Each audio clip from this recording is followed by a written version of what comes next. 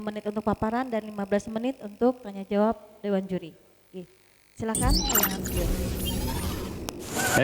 Ini gimana kita ini? Apa? Kita tuh kandang kayak ini, sapi makin bertambah. Terus kayak apa? Kita kalau mau mengajukan tuh kemana kita tidak tahu. Ya yang jelas kalau menurut saya ya itulah. Ini kan dari peternakan harus mintanya ke dinas peternakan lah kalau kandang itu. Selamat datang di Sintesa Peta Tabalong, sistem informasi pemetaan berbasis geospasial untuk sektor perkebunan dan peternakan di Kabupaten Tabalong. Aplikasi ini menyajikan berbagai fitur unggulan yang memudahkan instansi dalam memantau, menganalisis, dan mengambil keputusan secara tepat berbasis data dan lokasi. Pembangunan perkebunan dan peternakan masih belum sepenuhnya berbasis data yang akurat. Belum ada sistem yang mengatur pengusulan secara transparan dan terukur sesuai prinsip good governance dan smart planning. Sintesa Peta hadir sebagai inovasi keren yang mengubah cara kita mengelola data perkebunan dan peternakan. Lewat peta interaktif dan fitur analisis yang lengkap, semua data dari lokasi, laporan, sampai evaluasi bisa diakses dalam satu sistem digital secara real-time. Aplikasi ini bantu pemerintah dan para pekebun peternak untuk menentukan arah pembangunan yang lebih cepat, tepat, dan efisien. Dengan dukungan Sintesa Peta, program Jalan 100% Mantap di Tabalong makin dekat tercapai, akses produksi makin lancar, dan nilai jual hasil perkebunan serta peternakan makin naik. Semua demi Tabalong yang sejahtera, lebih maju, dan terdepan. Assalamualaikum warahmatullahi wabarakatuh. Yang terhormat Bapak Ibu sekalian, izin kami dari Dinas Perkebunan dan Peternakan Kabupaten Tabalong mewakili Kabupaten Tabalong untuk menghadirkan inovasi Sintesa Peta pada hari ini. Latar belakang untuk Sintesa Peta. Yang pertama karena di Tabalong itu tentu saja mungkin kita semua tahu bahwa di Tabalong ini sebagian besar masyarakatnya berpendapatan dari usaha kebun, Bu ya. Usaha kebun parak atau kebun karet begitu. Jadi 50% dari mereka menggantungkan hidupnya dari usaha perkebunan. Bahkan dari mereka juga ada yang menggantungkan hidupnya dari peternakan. Disitulah pentingnya Dinas Perkebunan dan Peternakan sebagai bentuk kehadiran dari Pemda Tabalong untuk memberikan layanan kepada masyarakat terutama kelompok tani pekebun dan peternak. Namun di dalam menjalankan usahanya mereka memperoleh kesulitan, Bu, di dalam mendukung usaha dan kegiatannya. Jadi mereka memerlukan bantuan dari Pemda, misalkan memerlukan jalan, kemudian bangunan produksi yang memperlancar dan meningkatkan nilai tambah dari usaha perkebunan dan peternakannya. Namun dalam melakukan proses pengusulan, mereka sering kali tidak tepat sasaran. Mereka salah menyasar di mana mereka harus mengarahkan usulan-usulan ini. Misalkan mereka punya usulan jalan produksi perkebunan, tapi mereka mengarahkannya ke Dinas PUPR, ke Dinas Perkim, dan lainnya sehingga tidak sampai ke realisasi. Kemudian pada saat ini sebelum ada inovasi Sintesa Peta belum tersedia mekanisme pengusulan yang berbasis data dan transparan. Disitulah pentingnya Sintesa Peta. Masyarakat bisa mengusulkan secara mandiri, bisa melalui bantuan petugas yang memiliki handphone atau bisa melalui website begitu. Sehingga lebih transparan dan langsung ke pengusul. Kemudian hasil dari usulan tersebut belum terkoneksi secara nyata ke data kemiskinan atau silangkar serta ke data gender. Sedangkan dua data ini belum tercover di Dinas Perkebunan dan Peternakan sebelum ada inovasi ini. Jadi melalui inovasi ini terkoneksi ke silangkar yang merupakan inovasi dari Baprida. Kemudian PPRG atau perencanaan penganggaran responsif gender yang diwajibkan 40% harus tercover anggarannya itu bisa di cover melalui inovasi Sintesa Peta. Kemudian yang keempat, inventarisasi data prasarana belum terdokumentasi dengan baik. Kemudian SDM dan tool verifikasi lapangan terbatas sehingga inovasi ini akan membantu di dalam menjalankan pelayanan dari Dinas Perkebunan dan Peternakan. Next. Tujuan sintesa peta adalah mengatur mekanisme pengusulan prasarana perkebunan dan peternakan dan menginventarisasi serta mendokumentasikan aset yang berbasis geospasial, kemudian menentukan prioritas pembangunan. Jadi berdasarkan usulan tadi bisa dilihat yang mana yang lebih prioritas. Misalkan dia mengusulkan dari daerah kantong-kantong kemiskinan, maka otomatis kita bisa memilihnya sebagai prioritas usulan. Karena kita tahu anggaran di Dinas Perkebunan dan Peternakan untuk mengcover usulan dari masyarakat tadi terbatas, sehingga dengan bantuan inovasi kita bisa mengatur atau memformulasikan prioritas dari usulan yang akan direalisasikan. Kemudian yang ketiga, membangun ekosistem manajemen yang berbasis pelayanan digital. Next.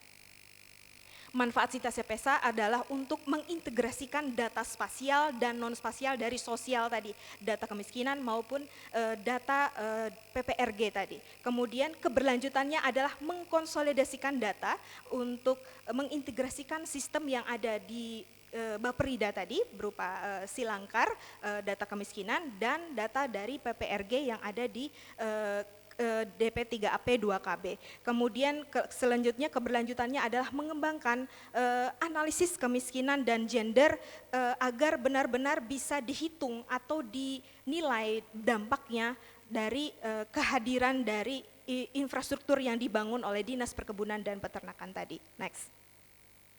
Hasil sintesa peta terlihat pada tabel semua menunjukkan peningkatan dan yang paling utama pada tabel yang di bawah itu terlihat bahwa semuanya meningkat, kemudian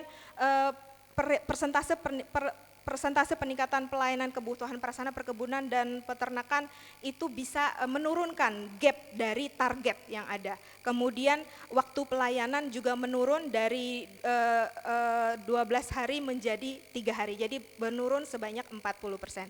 Sekian dari kami, demikian, wabillahi taufiq wal hidayah. Wassalamualaikum warahmatullahi wabarakatuh. Baik, terima kasih Ibu dari Dinas Perkebunan dan Peternakan Kabupaten Tabalong. Selanjutnya sesi tanya jawab dari telah Dewan habis. Juri. Waktu telah habis. Waktu telah habis. Waktu telah habis. Baik, pertanyaan pertama dipersilakan Pak Basuki dari Uniska. Ya, selamat Bu. Baik ya, tadi setelah saya mendengar apa yang disampaikan oleh Ibu ya terkait dengan inovasi ini, ya ada beberapa hal yang ingin saya konfirmasi ya. Kalau sebelum menerapkan inovasi ini Bu, sejauh mana ya keberhasilan dari kegiatan pemerintahan ya atau kabupaten itu, dan setelahnya seperti apa? Adakah satu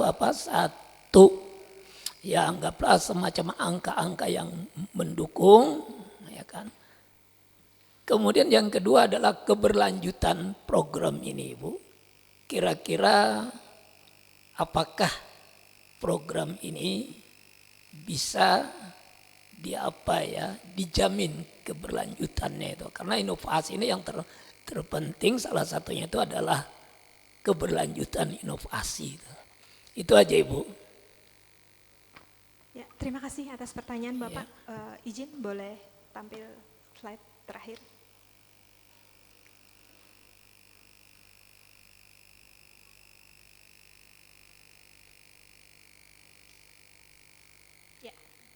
Di dalam slide yang paling bawah, ya itu ada persentase layanan dari masyarakat Pak yang kita di 2024 dibandingkan dari tahun 2023 itu dari target 70 itu gapnya semakin menurun, kemudian peningkatan pelayanan cakupan prasarananya tuh menaik jadi 65,36%. Jadi metode sebelumnya usulan dari masyarakat itu secara proposal Pak, itu kan biasa Pak ya, secara proposal. Kemudian di dalam proposal namanya proposal ini Pak dibuat kadang-kadang oleh kelompok, kadang-kadang dibantu kepala desa, kadang-kadang dibantu juga oleh PPL-nya, begitu Pak ya. Dan seringkali di dalam usulan itu tidak lengkap begitu Pak. Data geospasialnya, lokasinya, siapa mereka, apa usahanya itu tidak lengkap. Jadi seringkali kami di bidang prasarana Pak di tahun 2023 dan sebelumnya itu proposal itu sering tidak lengkap. Jadi kami memikirkan bagaimana caranya agar memberikan masukan kepada mereka, tapi tidak perlu kami hadir terus-menerus begitu. Jadi akhirnya kami berpikir untuk menciptakan inovasi ini agar mereka bisa mengakses 24 jam Pak ini, jadi mereka bisa melihat sendiri apa usulan sebenarnya yang dibutuhkan supaya bisa masuk ke dalam kriteria kami begitu Pak. Tadi kan sudah kami sampaikan bahwa seringkali mereka salah sasaran begitu. Ketika mereka ingin bangunannya apa? Itu tidak bisa mereka sampaikan. Nah di dalam Sintesa Peta kami sudah memunculkan menu-menu sesuai kebutuhan mereka begitu Pak. Itu tadi angkanya, kemudian terkait keberlanjutan, kebetulan pada saat ini kami juga menjadikan tim dari Baprida untuk menjadi salah satu inovator kami begitu. Mas Yuniar ini merupakan dari tim dari Baprida, Bapak beliau adalah tim data geospasial begitu Pak. Jadi data dari Sintesa Peta ini bisa menjadi sumber data untuk Baprida sebagai sumber untuk mengambil data-data geospasial di mana lokasi sebenarnya lokasi kebutuhan kelompok berdasarkan basis geospasial. Nah keunggulannya di dalam Sintesa Peta ini disusun berdasarkan katalog begitu ya. Izin Pak, apakah bisa dijelaskan lebih jauh terkait geospasial atau bagaimana? Oke, baik. Demikian Pak. Baik, selanjutnya Ibu Umi dipersilakan untuk bertanya. Beliau dari ULM ya Bu ya. Oke, terima kasih. Selamat sudah sampai tahap ini. Terima kasih Bu. Yang kedua, pertanyaan dari saya adalah ini untuk basis datanya itu tadi kan ada tentang kemiskinan. Siap. Penduduk tentunya ya. Kemudian apa lagi? PPRG. Data terpilah gender. Gender. Siap. Penduduk. Kemudian peternakan ya. Ya, produksi, populasi dan produksi ya. Perkebunan dan populasi dari ternaknya. Oke. Nah tadi berarti memang khusus untuk ke peternakan dan perkebunan saja. Untuk saat ini. Untuk saat ini. Gitu. Jadi tidak ke pertanian mungkin, karena di sana sebenarnya kan ada juga potensi pertanian kan. Tapi khusus yang ini untuk dua itu ya. Pertanyaannya ya. Langsung saya jawab nggih? Ya.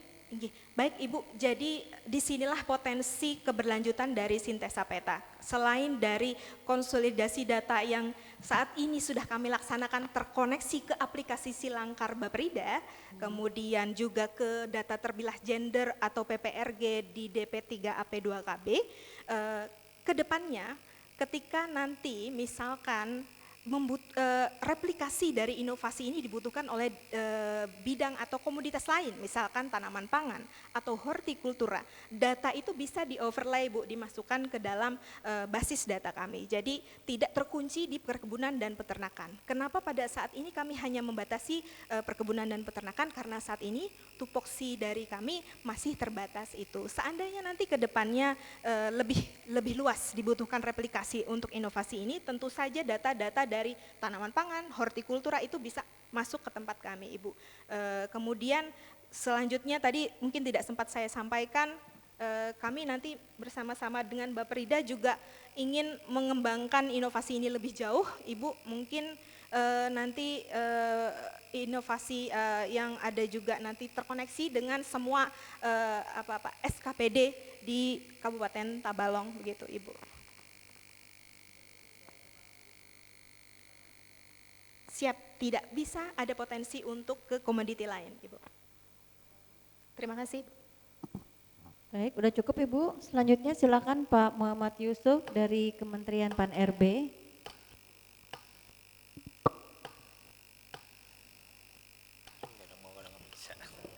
Oke, terima kasih Ibu. Menarik di slide tentang hasil sintesa petanya. Ketika disebutkan di sana bahwa banyak nih grafik-grafik yang terus kemudian meningkat setelah sintesa peta ini dimanfaatkan ya Bu ya. Justru yang menjadi menggelitik saya, apakah sebelumnya di tahun 2023 ini nggak ada dilakukan pendampingan sama sekali gitu dari instansi terkait, sehingga usulan masyarakatnya ini banyak yang nggak sesuai kriteria nih. Mohon maaf ya, ini kerjanya ngapain aja kan gitu. Karena kok setelah ada ini baru naik ininya datanya gitu.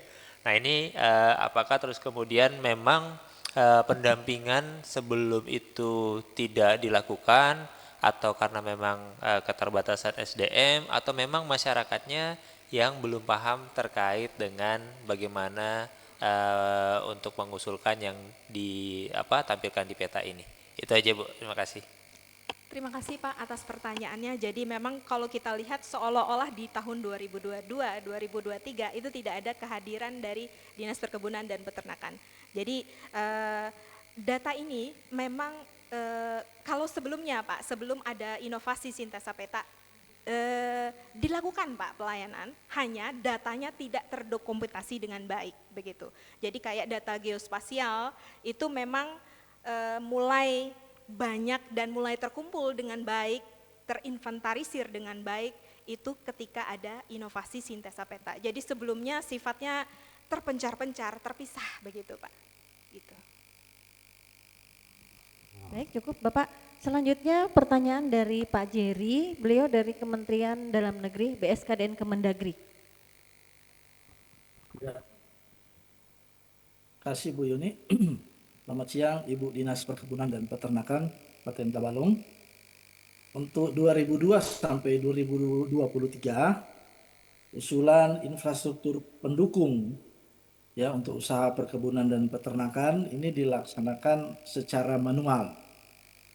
Ya, artinya akses masyarakat ini juga dia sangat terbatas. Nah, 2024 aplikasi sintesa peta ini dia mengkoordinasi, mensinkronkan usulan masyarakat Tabalong ini, ya, yang kemudian dia masuk ke dalam aplikasi website atau Android. Begitu ya Bu ya? Betul Pak. Nah, jadi gambaran inilah yang kemudian akan menyertakan ya, sehingga di situ akan ditentukan terkait dengan lokasi infrastruktur terkait dengan program perkebunan dan peternakan yang nanti akan dibangun. Siap. Gitu ya? Oke. Betul Pak, betul. Dari persentase yang sudah Ibu tampilkan tadi terkait dengan usulan masyarakat yang sesuai dengan kriteria, ya, di tahun 2022 dan 2023 situ hanya 10%. Setelah ini aplikasi ini kemudian dia diberlakukan penerapan tahun 2024, langsung dia melejit jadi 95,17. Ya, sangat sempurna sekali, hampir mendekati 100%.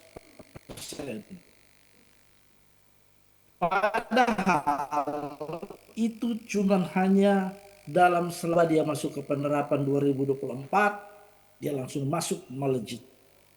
Saya minta keyakinan Ibu, ya, apakah memang dalam 1 tahun berjalan itu sudah berapa kali, ya, atau seperti apa kira-kira sosialisasi atau bimbingan teknis atau diseminasi inovasi daerah ini diberikan kepada masyarakat, sehingga cuma dari selang 2023 ke 2024 usulan yang sesuai kriteria dari masyarakat itu dia sampai 95,17. Baru kemudian bagaimana juga dampak ya atau aspek kemanfaat yang diterima masyarakat itu ya dalam 1 tahun penerapan ini